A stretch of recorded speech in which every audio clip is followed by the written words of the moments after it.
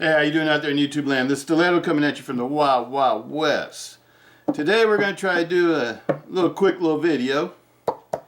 This is one I promised, a follow up on my last video of my Hogue X5. And we're going to disassemble it. We're going to see what it looks like on the inside. Alright, I'll just let you know I've already disassembled it.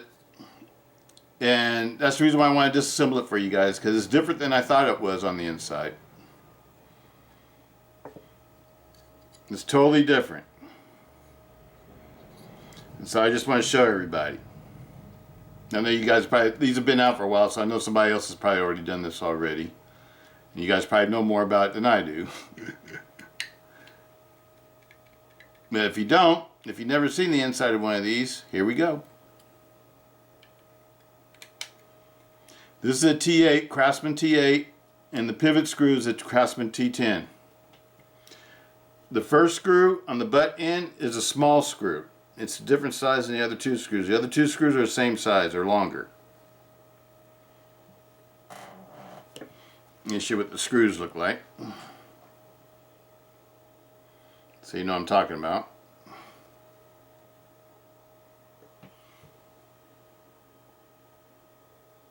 You got one short screw that fits on the butt end, and the other two are fit on the main body. Then you come over, and we already took out the pivot screw. Now, in order to get this apart the first time, because it was totally Loctited together, and I couldn't even get it loose. So I boiled some water, and then after I boiled the water, fully boiled the water, I set the pivot part of the knife into the pot of water, and let it sit there for about 10 minutes. And then I went back and tried to loosen up again. I was able to break it loose. Lots of times Loctite, if you heat it up, it'll soften up, and then you can get things loose. But this had a lot of Loctite in it. I cleaned a lot of the Loctite out, because I like to be able to take apart my knives and disassemble them. I don't want to have it so hard to take apart that I can't take it apart.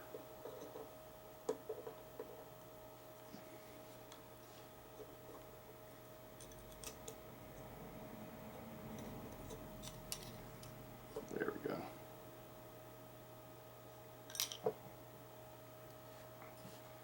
Okay, this is the plunger and the plunger spring. And what I wanted to show you, no bronze phosphorus washer. This doesn't have any washers at all. And in fact, it doesn't have any plastic pieces going to this knife at all. So if it gets hot, there's nothing to melt. You know, that's another thing I sort of like about this knife. I don't know if I have any other knives that don't have any plastic pieces. This knife is all metal. It's either aluminum or steel. But let you guys get a real good look at that. And the washer's basically built in, or the bushing or the washer, whatever you want to call it, is built into the handle scale. This is one side, and you'll see on this side the reason why it's made like that. This is your detent. It's what slows down the knife when it's closing. But see how it's in the place of where a washer would be? You can't put a bushing in this. And this is the groove that the detent rides in. It's the reason why your knife slows down as it's closing. This blade feels heavy too. It's a good, strong, heavy blade. And this is CPM 154, not 154 CM. CPM 154, this is a powdered steel. It's a little bit better than the 154 CM steel. The more I learned about this knife, the more I like it. That's why I just want to show you guys. Actually, I think this knife is becoming one of my favorites. And the reason why is because this is a knife that you can take anywhere. You don't have to worry about grit getting all in it, because it's extremely simple. I know this is not a triad lock. You know, everybody knows I like triad locks. I know this is not a triad lock, but I just like the simplicity of this, and I like the fact that there's no plastic in the knife.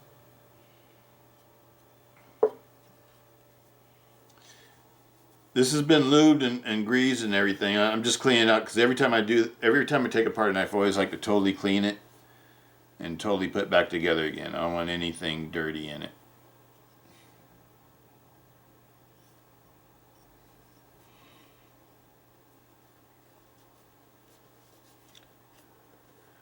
I love the way this knife is made.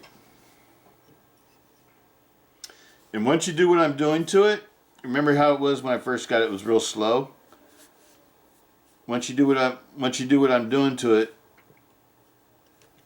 it becomes fast. The main reason why it was slow is because the pivot wasn't adjusted right, I would say. But when you add a little bit of lube to the pivot, it even makes it even smoother.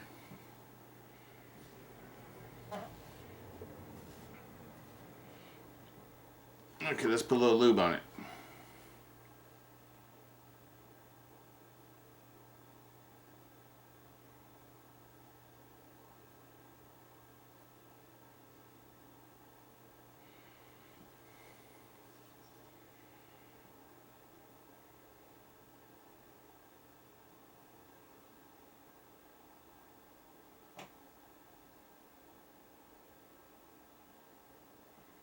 Put a lot of lube right there in that pivot. I mean, not the pivot, but the what's the name? Put some lube on the spring just to keep it nice and oiled.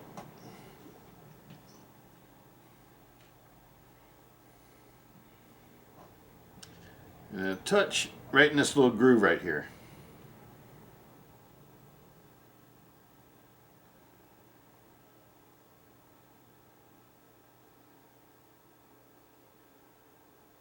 Just run your finger around it like you're making a lubricated washer. That's the best way I could explain it. Mm-hmm.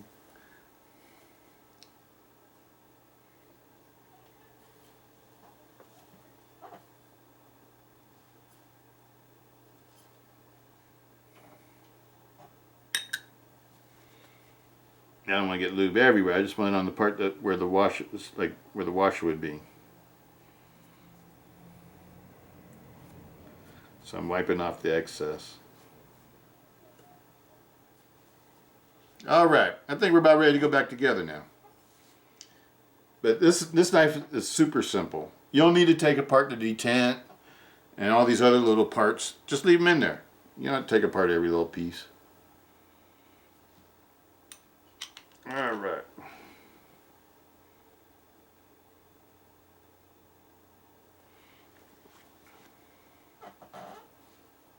Now here's the tricky part. This is the only part that's a little bit tricky to me.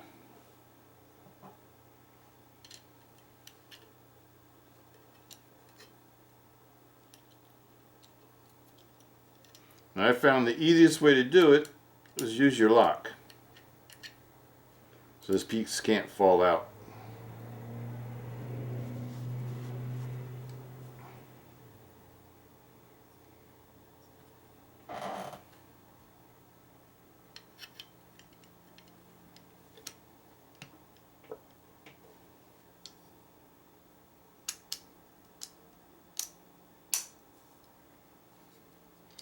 See how nicely that works?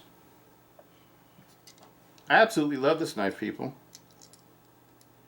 You know me, I always like things that they're easy to take apart and tune the way I want them. Things that function really nicely. And just finger tight, don't ever torque things. That applies to everything.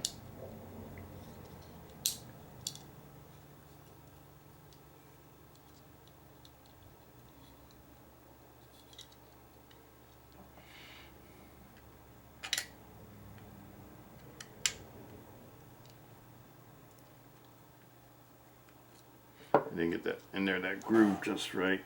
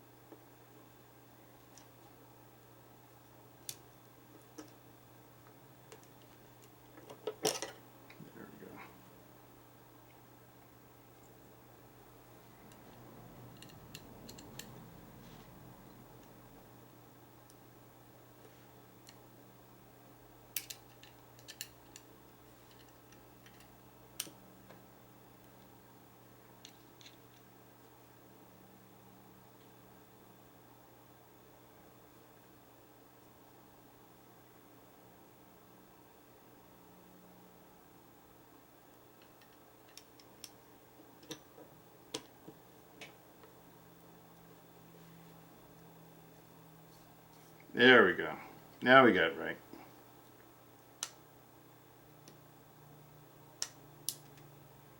Lock everything in place. This is a beautiful knife, people. I highly recommend this knife. I really like it. I like the way it's constructed. Just like finger tight right about there. The little one goes in the back. The little screw. Grab your TA. Just a little slightly finger tight. Your longer screws, or 2 longer screws, go in the main part of the body.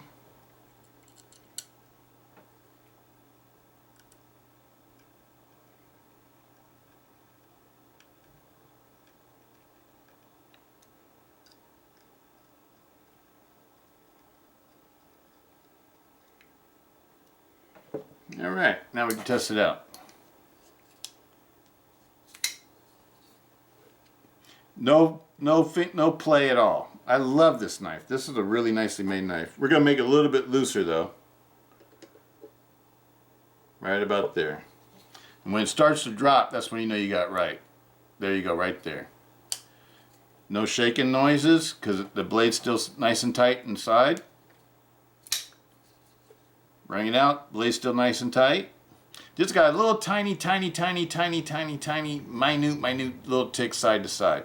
No play up and down. And you can take out the tick side to side if you tighten it up. But if you tighten it up, then you slow it down. So I go with the little tick.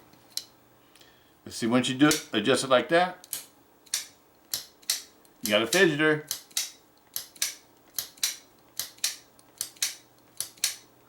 Absolutely love it. Absolutely love it. Highly recommend this one. And like I said, with the with this one with the plunge lock, and I don't like all plunge lock knives, but I like the Brian Tie Fighter, and I like this version. And the reason why is because of the flipper. The flipper makes it the way that, with the flipper being in this design. Not only that, this one to me has a better flipper than the Brian Tie because it's taller. It's easier to use. But part of with the flipper design in this blade, it makes it safer because the blade can't, even if it was to come unlocked during a stressful situation, it still wouldn't fold back on your hand. I love that.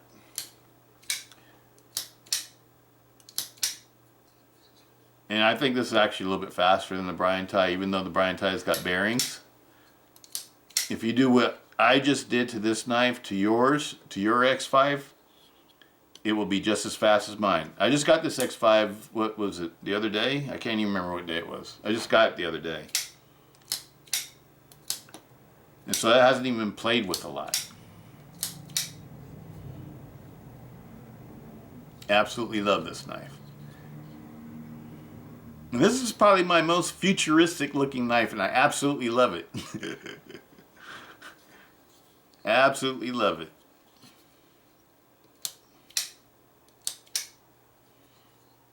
Absolutely love it. The handle is comfortable, but it's not. I wouldn't call this handle super comfortable like a G10 handle. G10 handles are a little bit more comfortable to me than aluminum handles. It's one reason why I like G10. I like the way it feels in my hand. But this is nice for aluminum handle. This is a really nice knife. And I love the way it looks. I think it's sexy. And I like the fact that it doesn't have the thumb studs. So what that also means, though, the negative side of not having thumb studs, that means that you can't open it slowly. Well, this one you can because it's been lubed. But it would probably come out like that if you try to open it slow. And then there's really no thumb stud.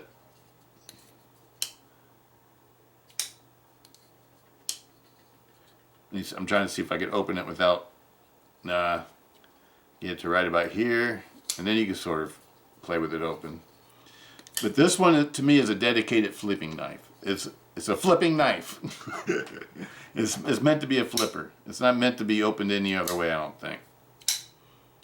I think it's supposed to be a flipper. That's the way it was designed, and that's what it is. And I absolutely love this knife. Ellis Schwitz.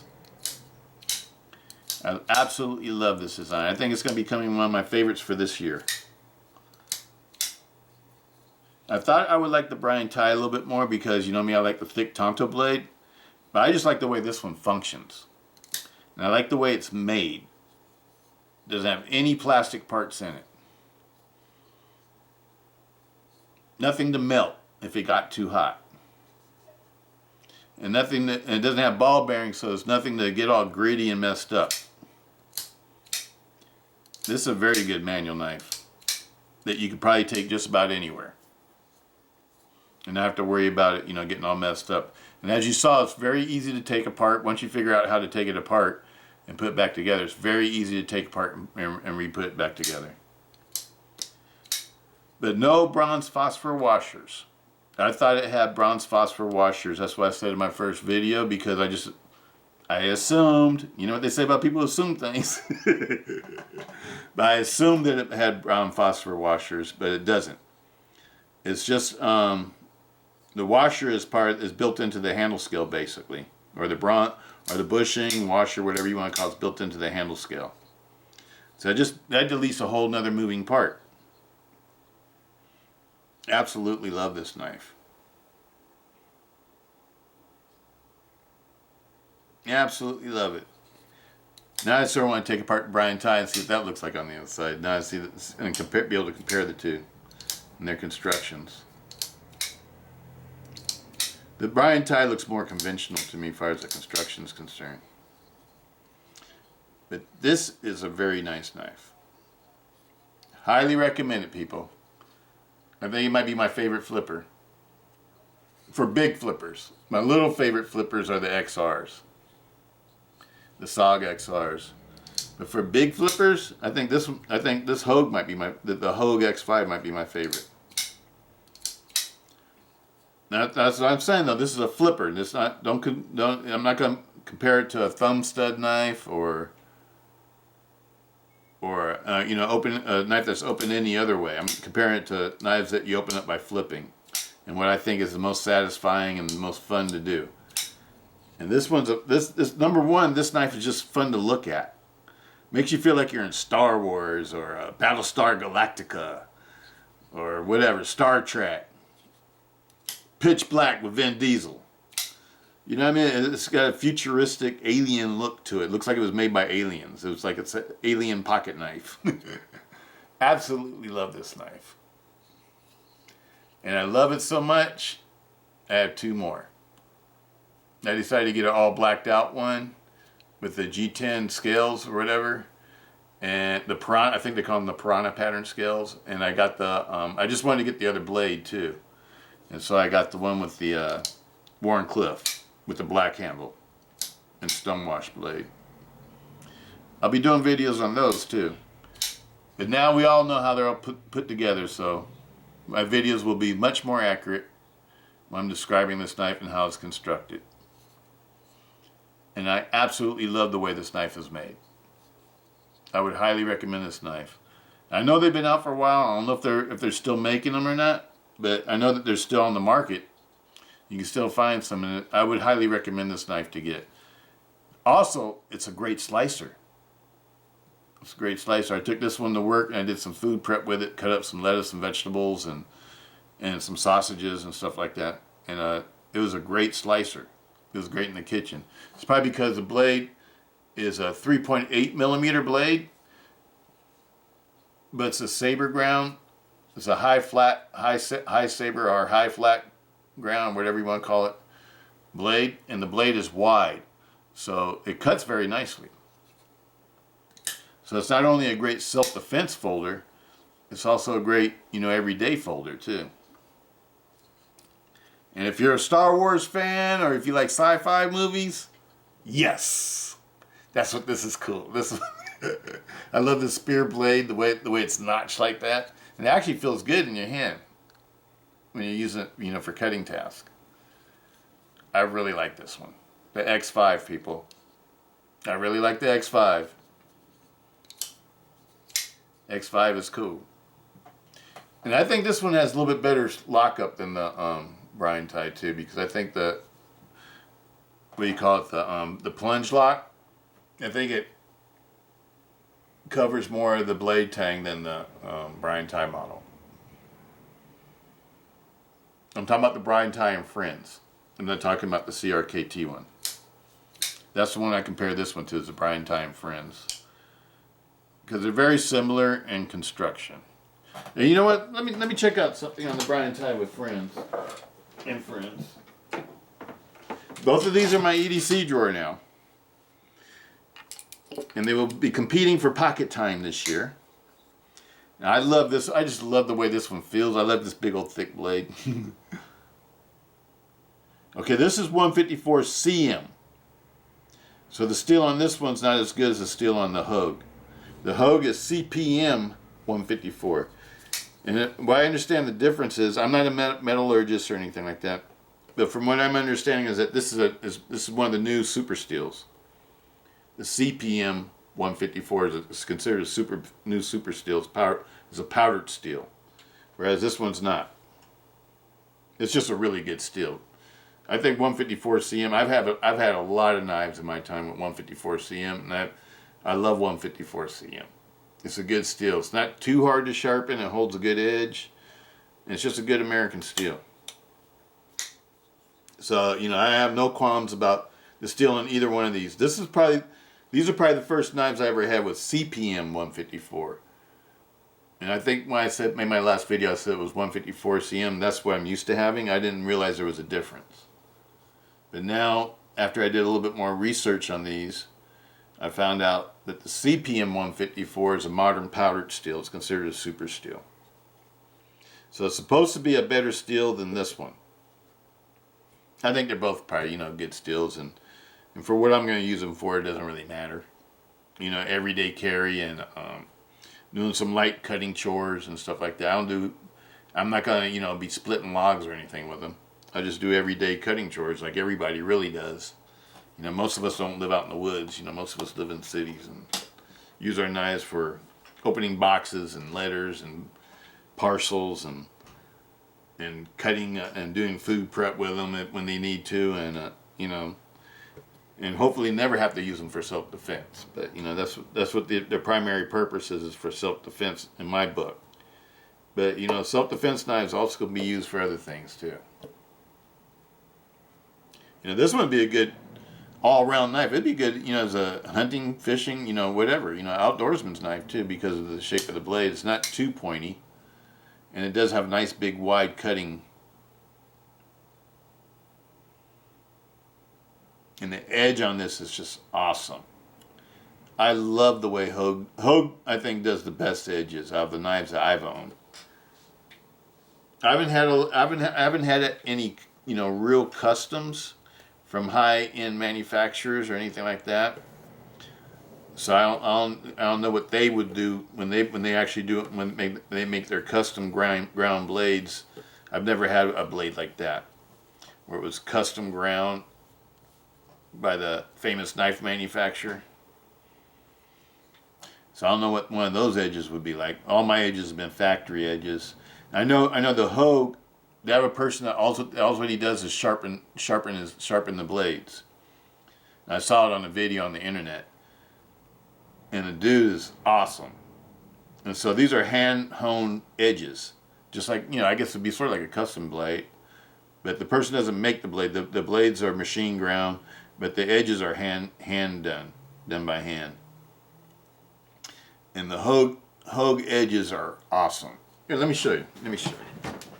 Talk is cheap, right? Let me show you. Show you what the Hogue edge looks like.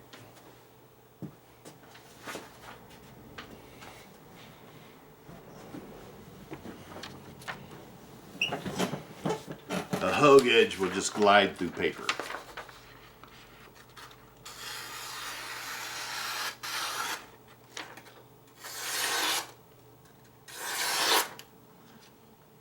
I bet you this one will too, though. Brian Ty and Friends is sharp too. You know, 154 CM, CPM 154, it's all good. It's all good. I know that this kind of steel should actually be costing a little bit less than this steel. Look at that. Hogue's Rock. Hogue's Rock. Their edges are nicer than the cold steel edges. I don't think anybody has a better edge, puts a better edge on a knife than Hogue. As far as like, you know, like factory knives, I'm talking about knives that are considered production knives. I don't think anybody does the edge better than Hogue. But this Brian Ty & Friends is razor sharp too. I saw a video about, I'm not going to mention the names of the person that made the video, but they were talking about, they were sharpening one of these and the edge was all not flat or anything like that, and they could see gaps between the blade edge. This one is not like that at all. You can't see any gaps or light through anywhere in this blade edge. So I don't know what knife that he had. I don't know if it was like a knife that somebody else attempted to sharpen or something like that, and they messed up the edge, and then he sent, because he has a sharpening service, and he makes YouTube videos, and he was saying that this knife had the worst edge that he's ever seen on a knife, and I think the person that owned it that sent it to him probably abused it, because my edge is perfect. My edge is perfect. And it's razor sharp. Razor sharp.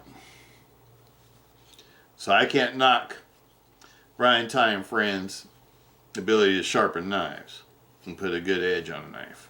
I can't do that. And that's basically what he was doing. And I think the knife that he had wasn't a brand new knife.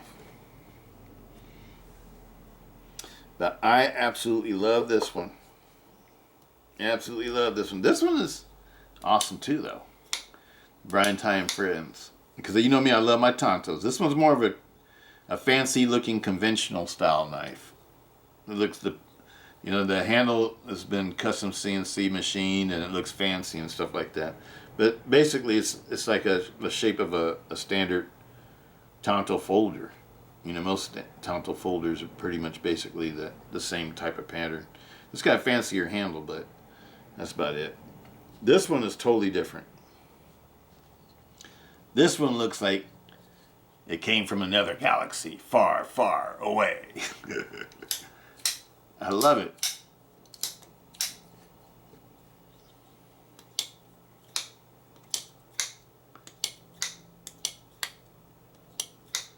I think this one slows you down a little bit because the blade is so big and thick. This is a 5mm thick blade. And it's heavy. This blade feels like it's heavy too, but I don't know, it's just the way it's made. I can operate it faster. And this one feels like, you know, once you lube it and stuff, it feels like ball bearings, like this one does. But this one's really, you know, ball bearing. This is a drop. It drops hard because of the blade. Because the blade is so heavy.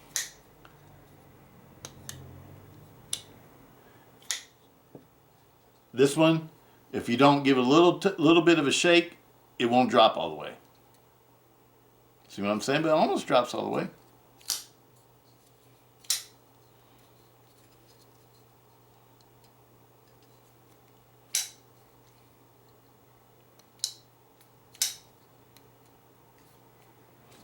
If you get a little bit of a shake, it's like it.